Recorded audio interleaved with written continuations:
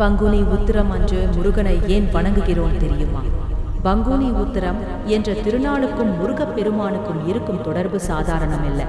அது அவருடைய வாழ்க்கையின் மிக முக்கியமான தருணத்தை குறிக்கிறது. ஒரு காலத்தில் அசுரர்களின் தலைவன் சூரபத்மன் உலகையே கலக்கினான். தேவர்கள் எல்லாரும் பயந்து ஓட்டினார்கள். எந்த தேவனாலும் அவனை ஜெயிக்க முடியவில்லை. அப்போதான் சிவபெருமானின் சக்தியிலிருந்து பிறந்தவர் முருகன். அவர் ஒரு போர் வீரன், வேலுடன் வந்தவன்.